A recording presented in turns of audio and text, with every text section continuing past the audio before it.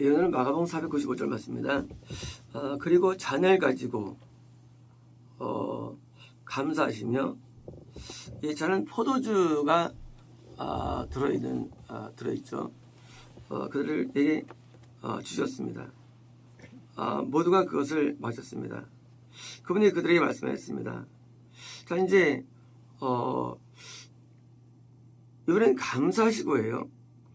어제 빵은 축복하시며. 그런데 사실 이 단어가 우리가 알다시피 계속 반복되었죠. 축복과 감사 반복되었고, 오병을 때 쓰인 단어고 이 단어요. 또 사복음서에서 축복 감사가 또 바꿔 쓰이기도 하고요. 또 고린도서에 보면 이것도 막 바꿔 써가지고, 그래서 이게 축복 감사 이 단어가 사실은 감사합니다라든가 표현 나가니까 그냥 방언이라고 제가 추측해서 해석을 한번 해봤죠. 그래서 우리가 그 두 엠마오 제자한테도 또 그 동일하게 때도 이제 축복이나 감사가 방언을 쓰고, 그래서 그것을 방언을 생각해가지고 식사기도를 방언을 하는 거 우리가 이제 만들었죠.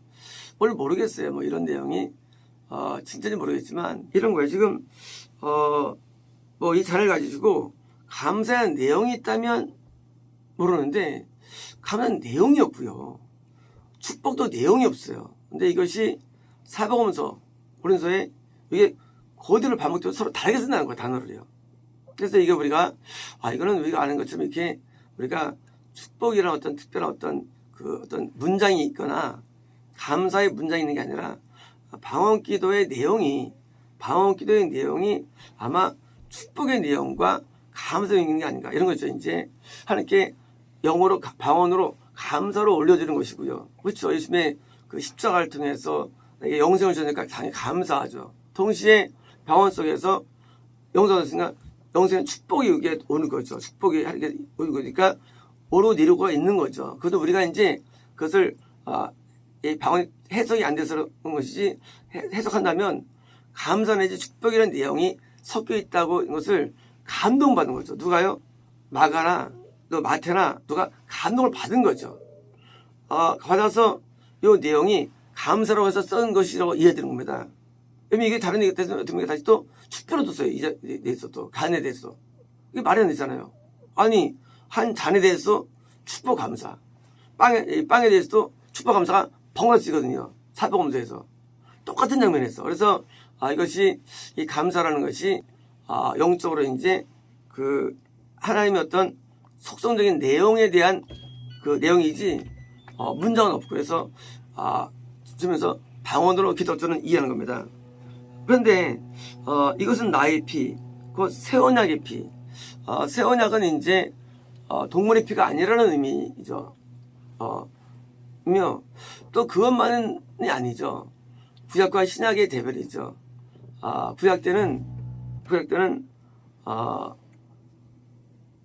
똑같이 구약 때도 보혈로 사함받는 겁니다. 똑같아요. 단지 동물의 피는 이제 그림자죠.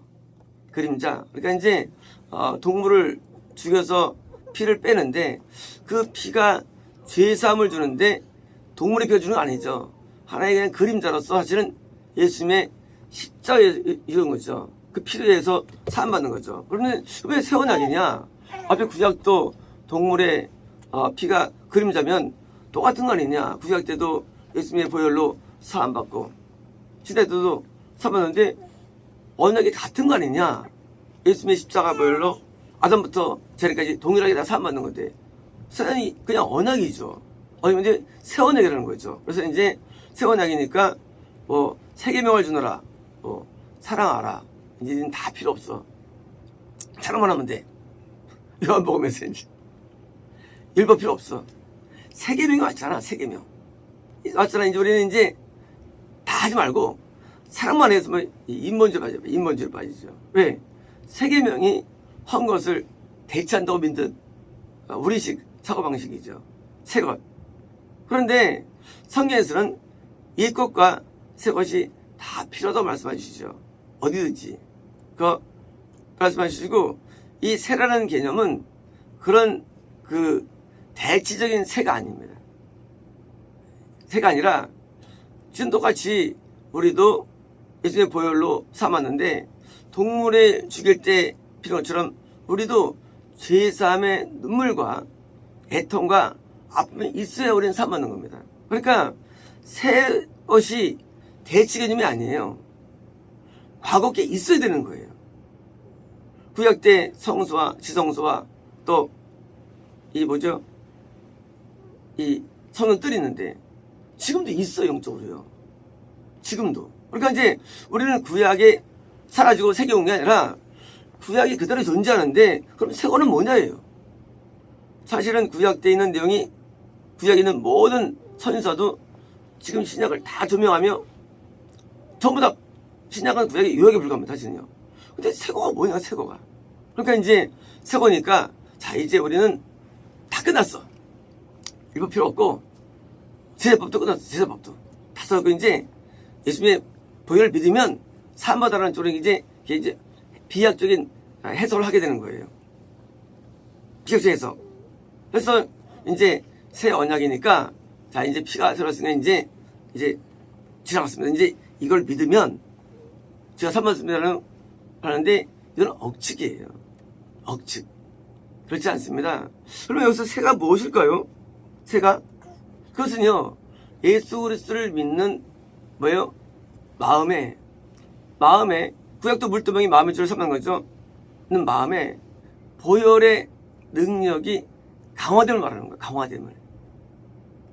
이 새라는 개념이 강화, 더 강력함을 말하는 거예요. 강력함. 구약 때도 회개가 있었어요. 근데 약했어요. 이 새라는 개념은요, 이 신약의 강력한 은혜를 말합니다. 애통이 강해짐이에요.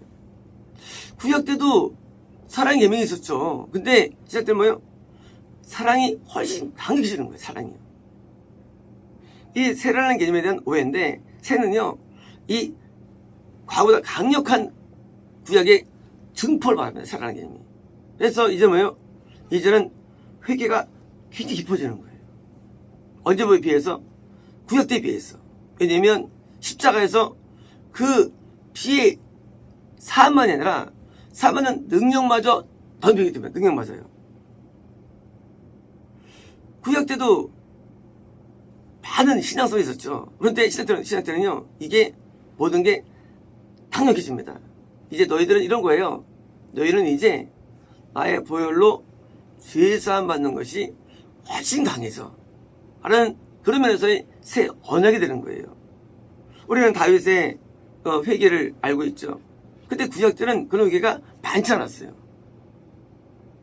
물론 우리는 그런 회개를 많이 합니다. 그런 회개를. 우리는 그런 회개를 많이 해요. 과거의 구약 때에 있는 특정인에게 있는 그런 영적인 일들이 지금은 많이 일어나요. 과연 그게 진짜일까요? 우리가 선수면은요, 그러면은 그런 신약 때 이런 은혜의 폭발이 일어날 것은 많이 예언되어 있어요. 요엘도 그렇고요. 아모스도 그렇고요. 되게 많습니다. 신약 때 엄청난 죄사함이 약속되어 있어요. 그냥 죄사함이 약속되어 있어요. 뭐예요? 그게 바로 그러면서 이게 새예요. 새 언약. 그러므로 이 새 언약은요, 대치게 됨이 아니라 강력한 죄사함의 은혜를 말하는 것입니다. 그래서 선지서에서 예수님 이후로 강력한 그 죄사함과 경건이 있음을 예언되어 있죠. 그러므로 이제 신약 세대는요, 그 보혈이 우리 죄를 사함받는데 적용이 많아져가지고 새 언약이 피며 많은 자들에 대하여 흘리는 것이다. 뭡니까? 이 피는 뭡니까? 나의 죄, 또 믿는 모든 자의 피를 흘리는데 많은 자, 이것은요, 불신자가 아니죠. 모든 자가 아니에요. 모든 자. 여기서 인류 모든 자가 아니라 많은 자예요. 뭡니까? 많은 자가 구원 속에 온다는 약속입니다. 많은 자들이 예수님의 피로 사함받고 어떻습니까? 드디어 이제 속죄 안에 들어오는 거예요. 이 피는요, 이중작용이 있는데 첫 번째는 성결의 작용이 있습니다. 성결의 작용. 우리는 거듭나야만 하나님께 용서받아가지고 죄를 사함받을 수 있습니다. 하면 그것이 구원은 아니죠. 성결이에요. 그죠? 근데요, 언제 구원 받습니까? 우리가 드디어 이제요, 죄가 거의 많이 사해지고 우리가 온전히 율법대로 변화되면요, 그때 이제 드디어 이 피가 뭐로 됩니까? 속죄 피고 적용되는 거예요. 드디어 피가 속죄 피로의 적용, 그게 구원이죠. 그러므로 이 피는요, 우리에게 성결로서 역사하기도 하고요, 속죄로 역사하기도 하는 거예요, 그 피가. 그래서 번제단에서는요, 번제에서 속죄제가 있죠. 물도명에 뭐예요? 시슴이 있죠. 이거는 뭐예요? 이거는 성결로서의 작용의 피가 되는 거예요. 그래서 샘물과 같은 보혈은 임마누엘 피로다. 이 물 같은 작용, 이건 뭐예요? 이거는 성결로서의 작용이에요. 하지만요, 이 피가 드디어 지성소에서 그러니까 발라지죠. 이건 이 발라질 때 번제단에 있는 피를 갖다 바릅니다. 같은 피예요. 예수의 피예요. 그 피인데 번제단에 있는 예수님의 피가 드디어 속죄의 전에 7번 뿌리죠. 지성소에서 7번 구리 숫자예요. 같은 피인데 같은 피예요. 그 피 가지고 어떤 사람은 속죄만 말해요. 속죄만 말해요. 그래가지고 드디어 피로써 우리 님 구속받을 때 말도 안 되는 거예요. 그 맞긴 맞아요. 하지만 뭐요? 그런 한 작용이에요. 속죄의 작용, 지성소. 하지만 뭐요? 번제단에서의 속죄제와 속건제도 다 죄사함의 속건제까지요. 그 죄사함의 피를 역사하는 거예요. 그래서 이 피는요, 많은 자들인데 거듭난 자들에 대해서 성결의 피가 되고요, 동시에 구원받는 자에 대해서 속죄의 피가 되는 거예요. 그래서 많은 자들은요, 이 한계가 거듭난 자들을 이면서 동시에 구원받는 자들의 한계입니다. 문제는 아닌 거예요. 그럼 어떻게 합니까? 내가 이제 거듭난 다음에 사함받으면요, 어떻게 죽을 수 있죠. 시작돼가지고. 그러면 이제 그 사함받아가지고 지옥 가서 그 죄가 형벌이 없는 거예요. 이 피는 유한 피예요. 실제 이 피는요, 하나님의 정죄를 없애는 피예요. 그래서 거듭난 다음에 죄를 많이 사함받는 거는 구원에도 유리하고, 또 뭐예요? 설사 못 간다 할지라도 우리가 지옥에서 형벌이 없어지는 놀라운 피가 되는 겁니다. 예수님의 피가 사실 없죠. 죄를 사함받는 근거는. 그래서 이 많은 자들은 불신자가 아니에요. 그래서 이 피가 모든 자의 흘린 피다라는 그런 어떤 학설은 잘못된 거예요. 이건 많은 자예요. 그래서 거듭난 사람에게도 영향을 주고, 동시에 구매자에게는 속죄 적용이 줘가지고요, 다 이제 속죄에서 적용돼가지고 7번 일어나는 구원이 일어나는 것입니다. 그러므로 이제 이것을 우리가 이제 어떻게 적용합니까? 내가 이제 잔을 마시면 사함 받습니까? 아니에요.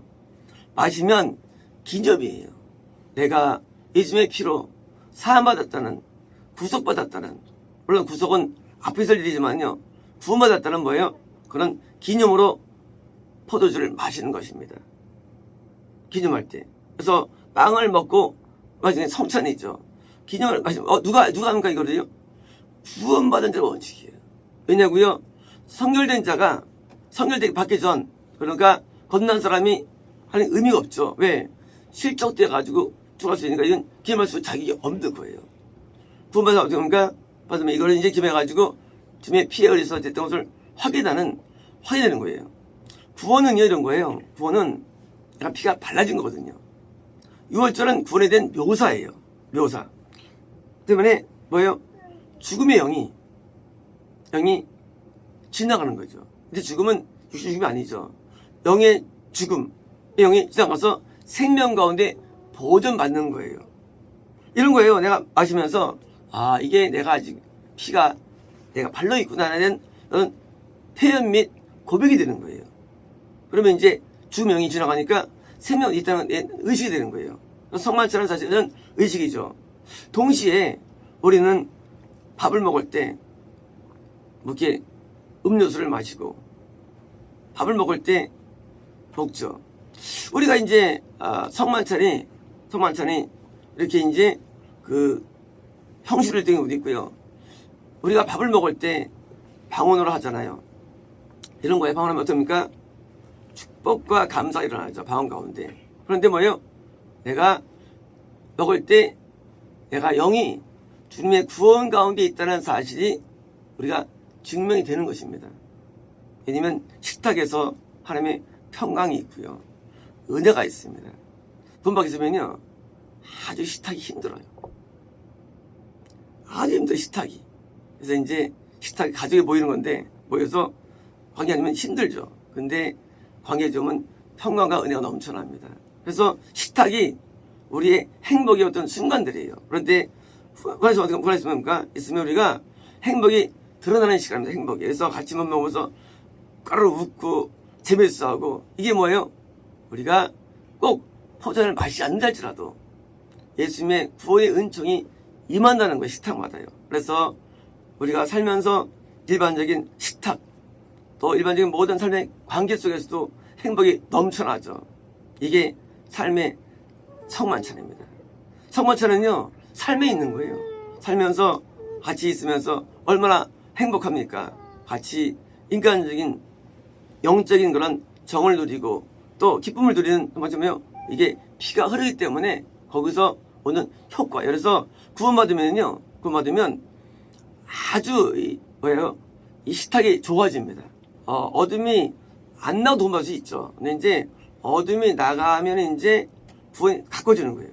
그래서 7년 정도 걸린다고 하시는데 모르겠어요. 뭐 그냥 이게 뭐 연도는 사실은 이게 우리 저기 다른 거니까. 그래서 우리가 이 구원은 이 건nom이 아닌데 구원이 도달되는 것까지 우리가 싸울 싸움이 있는데 그래서 많은 영적 싸움을 통해서 도달한 겁니다. 그때는 이제 뭐예요?